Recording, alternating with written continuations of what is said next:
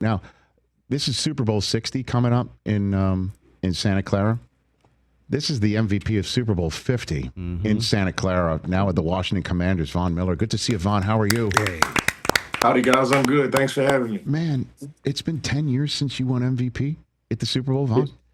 Yeah, it's been 10 years since I won Super Bowl 50 in Santa Clara, and now it's Super Bowl 60 back at the same spot. It'd be dope to go back there and do it again. I was wondering, are you thinking that? Has that thought crossed your mind at all, Von? I've had those thoughts, and I've been, I'm super optimistic, and I've had those daydreams, and I've had those thoughts for sure, 100%. Is that the replica over your left shoulder, right there? Oh, yes, sir. Okay. Yeah, from Super Bowl 50, yes, sir. From that, okay, from that. And are those one of those that you have to pay for yourself, or did the Broncos give that to you, Von? Is that one? No, I went and got it. I went and got it made. I wish I would have just swapped it out for the real one at the Broncos facility. No, but no, it's a replica. Okay, can you reach behind you and grab it? I just want to see, or you. Oh, yeah. I just want to see it. I want Commanders fans to see what this looks like, potentially, of you holding this bad boy up. Look at that. Oh, yeah. That. Awesome. That's dope. Yeah. Oh, man, that's so cool. Right? Did you wake up dangerous that day? Like, what was that like that day? It was crazy as I think about it. Like, I didn't have any nerves that day. And usually before football games, you feel a little shaky, you have a little bit of nerves. It was the Super Bowl. Like, I just remember, like, heading to that game, going in the locker room, putting on my pregame stuff, going out there, running around pregame, and I just felt like, bro, like, I'm ready to go. Like, I had zero nerves, and I was just ready to play. And I think whenever you're playing for somebody else, playing for, like, Peyton Manning, Wade Phillips, DeMarcus Ware, Coach Kubiak, whenever you're playing for somebody else and you're trying to do it for them, it kind of eliminates those nerves. And did you at any point in time, because Michael Irvin told me he once upon a time snuck out to see Michael Jackson at halftime. It was Beyonce and Coldplay. Did you sneak? Did you get out there early to maybe sneak a peek? No, I was locked all the way in, man. Okay. I was locked all the way in to try to win the Super Bowl. Jeez, you didn't say to Peyton, "I'm going out early to see Beyonce." You didn't. No. How would that have gone over, Vaughn? And it's a longer halftime too. Usually it's about 12 minutes, and for the Super Bowl it's around like 22 minutes. Mm-hmm. So it's a longer halftime. But I just refueled and got ready for the second half. Oh, that worked out, by the way. In retrospect, you know what I mean? Man, I just love seeing that trophy behind you right there. That is a beautiful piece of Tiffany hardware right there. I have Von Miller here on the Rich Eisen Show. Our radio audience about to rejoin us on our Disney Plus broadcast on this Tuesday. Back on ESPN Radio, presented by Progressive Insurance. Joining us right now, courtesy of the Washington Commanders and Auragens, is Von Miller. Good to see you, Von. So what is going through your mind going into this season number? Let me get this right. It's season 14 for you. Von. Season 15. Season 15. I played 14. It's going on season 15. Okay. Yeah, I mean, like, I'll be 37 years old in March, and for me it was just about staying healthy. They did a really good job, here with the Commanders and Coach Quinn. They've done a really good job of keeping me healthy, and the plan that they had to practice and to hold me back. And this off season, coming into this season, I went and got stem cells at Auragens in Panama. It was a state-of-the-art facility, highest quality stem cells, extremely safe and transparent process. And I just wanted that natural healing and the recovery to get ready for the season. And I was healthy going in. You don't necessarily need to be injured, but it was something I wanted to do to make sure I was ready to go. And it was a great process. And leading up into this training camp, whenever I signed, I was ready to go. And they did a really good job of working me in and ramping up my reps. And here it is, week 1 of my 15th season, and I'm ready to go. Normally, somebody of your stature and age would be the 100% OG of the locker room, but there's Bobby Wagner. Right there, Von. What is that like to be a teammate of Bobby Wagner? And both of you, I'll say it, I know you can't, both of you will wind up in Ohio one day with a bust and a jacket and all of that. What is Yeah, it like? What is it like to be a teammate of his for this team going into this campaign, Vaughn? it's cool, man, because I've been a huge fan of Bobby Wagner. You know, my whole career. You know them registering me as a linebacker, and them registering him as a linebacker. You know, we kind of battled for those All Pro votes. You know, he Nice. beat me out. He beat me out on a couple All Pro votes. Mm-hmm. But now they fixed that. You know, they got an edge rusher and all that stuff. So if it was like that back in the day, I probably would have had a few more. But Bobby beat me out a couple of times, and it's good to have a guy like that in the locker room, man. I've been a fan of his for a super long time. He's a vet. He knows what it takes to win Super Bowls. Not only him, but Zach Ertz and Laramie Tunsil and all of these guys, man. We got a good group of vets in there, and it's good to just be there with guys that know how to get it done and have been doing it for a very long time at a high level. Yeah, the conversation about the Commanders roster, part of it is you do have the oldest roster entering the season, but you also have a young unicorn at arguably the most important position. You have been around some good ones, sir, as a teammate. You have been around Peyton. Obviously, he was much more veteran when you were winning a Super Bowl with him. Stafford, the same way. Josh Allen, you were with him in an MVP campaign. What does Jayden Daniels look like to you, and how he compares with others that you've played with, Vaughn? Man, he's great, man. And you just can't leave, Josh Allen and go anywhere and and go play for anybody, So that's why it took me a little bit. But the Commanders, man.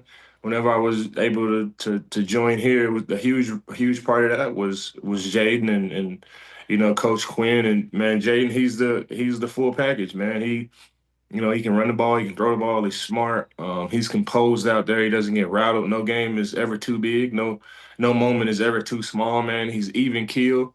And yeah, he's angry out there, man. He just attacks. And that's the type of vibe that you want coming from a quarterback. He has this shade of Kobe in him, Kobe Bryant. So it's good to be around him, man. He's a true competitor, man. And I'm anxious to get out there and play, man. He's gonna score a lot of points. We got Scary Terry and Debo and Austin Eckler. They're gonna put up a lot of points, and that usually adds up for me to be able to go out there and do what I do and go protect the lead and rush after the quarterback. You went Mamba on me there, Vaughn. I mean, I didn't see that name coming. Why do you compare him to Kobe? He has, he's a huge fan of Kobe. He's a huge fan of Kobe, and in the locker room, you just feel it, man. He's a true competitor. Practicing against him, he's on attack mode all the time, and he's talking trash with Bobby every day, man. And they just go after it, man. Whoa. And it's really dope to be a part of that, man. And and I'm anxious to see how we play this week, man. If we can go out there and do what we do, it'd be a good week for us. I did not see Jayden Daniels talking smack to Bobby Wagner on this. It's friendly. Card. It's friendly though. It's not. I'm sure. It's not in the trade. I'm sure it is. But again, because you made the point of nothing seems to bother him. Nothing. Like I don't know if you saw that because you were obviously on the sideline of the Monday night game against Cincinnati on ESPN. Lisa Salters asked him a great question when he ran in the end zone and up the middle, in a preseason game. She's like, why didn't you get down? He said, because I wanted to score.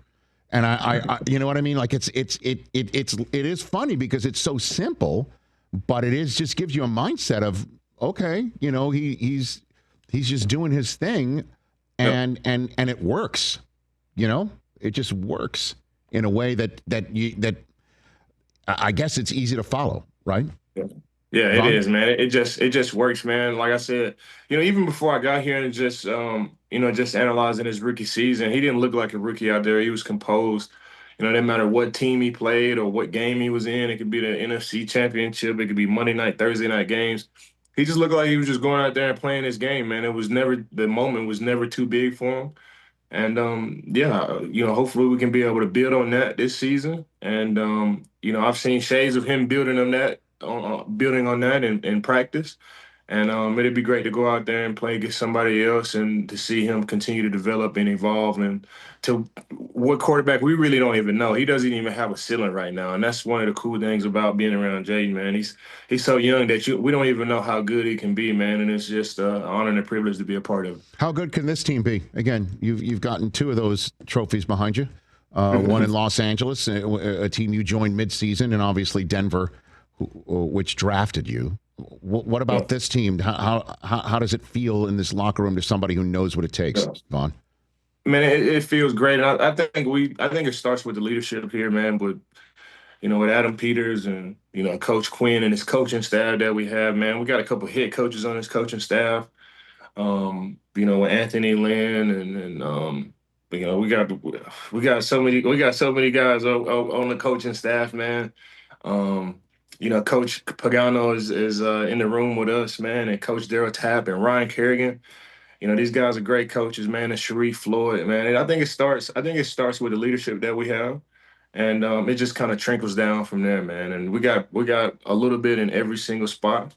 And it takes a little bit of luck down the stretch. The football guys gotta fall in your favor too.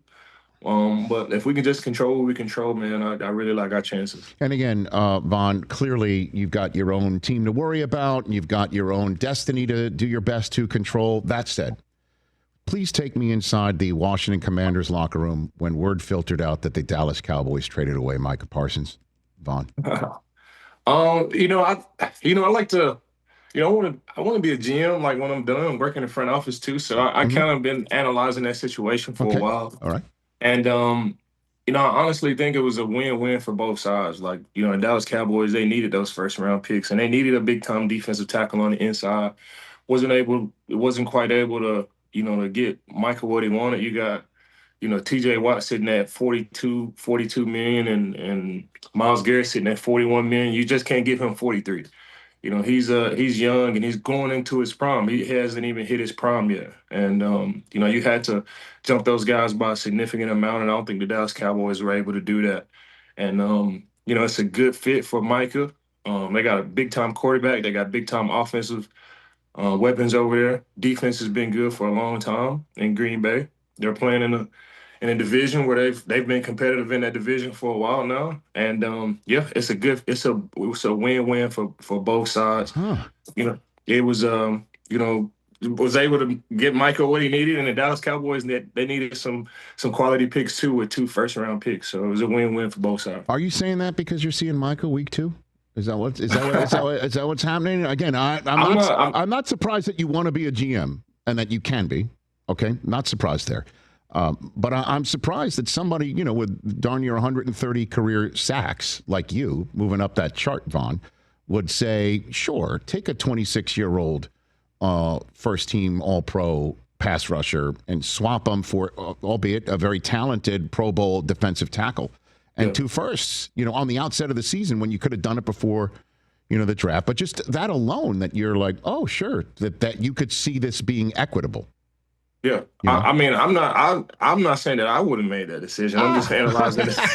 That was the decision that was made. If it were me, like, I would have paid Michael way a long time ago. It would have been way cheaper, and it probably wouldn't have been able to, to keep him, CeeDee Lamb, and Dak Prescott. So I probably would have. I definitely would have paid. Mike. It's certain guys in the league that you just know are going to be good, and you don't have to wait for those guys. Right. You should lock those guys up, and you save a little bit on the back end. And Micah was, in my opinion, was definitely one of those guys that you want to lock up as soon as possible. And again, Jayden doesn't usually show his hand. Was he smiling that he doesn't have 11 to have to deal with twice? I mean, because he was the last quarterback Micah sacked as a Cowboy was Jayden Daniels, Vaughn. I think everybody is everybody in the NFC East is a little bit excited about that one. Right. We still got to see him. He's still gonna wreak havoc in the NFL. Like he's just now going to his prime, man, and it'd be interesting to follow the rest of his career. Okay. Before I let you go, let's talk business. You mentioned earlier again why you went to Auragens in Panama. Walk me through what that was, what this is, and what others might. Should know about cellular medicine here. Oh, yeah, I went down to Panama to Auragens to get stem cells. You don't have to be injured or Asian to go out there and take care of your body. They had a state-of-the-art facility. It was extremely safe and a transparent process. They walked me through the whole process. I was able to get stem cells in a couple of different joints in my body, and I got it in my face too to appear younger a little bit. Oh, I did not know Yeah, that. Oh, yeah, okay. you can do a little bit. You can do a little bit of everything with stem cells, and Okay. I've been a huge fan of stem cells for a long time. And Origins, they have the best facility in Panama, and I'm excited to add that to my yearly routine. Yeah, Auragens.com for more information on that. I didn't know that you could do stem cell in your face. Okay. What about hair, Vaughn? What about this? Man, you can put stem cells anywhere, man, Oh, and they're just the building blocks to recovery okay. and growth, man. And it's All a right. natural healing and recovery process to get ready for the season for Mhm. me. But like I said before, to be part of my yearly routine from here on out. And again, for business as well, Marshawn Lynch famously said to take care of your mentals and your chicken. He meant money there, but for you, it means both, right? Greener Yeah. pastures chicken. How's the chicken business? Chicken Vaughn? business is good, and you can check it out at greenerpastureschicken.com. Okay. Is something that I started about 8 years ago to really present high quality product, non-GMO, certified organic. The certification that I'm really proud of is the humanely raised product. My chickens live a country club lifestyle, Oh, and really? they only really have one bad day, and they don't see it coming. So.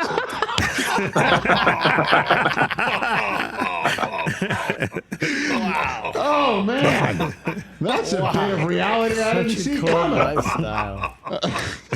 That's amazing. Yeah, they got access. They got access to natural grass and Okay. natural bugs and natural sunlight and natural airflow. And we move these houses across the pasture every other day, so they have natural access to grass and all type of stuff, and they're really able to grow up in their natural environment. And I think you can really taste. I really think you can taste that in the birds. Like I Okay. said, they live a country club lifestyle, and they just have one bad day. Sort of like the quarterbacks you sack, right, Vaughn? Yeah, just like the quarterbacks. Yeah, just like Russell in Week 1 this Sunday, right? You never Yeah, know.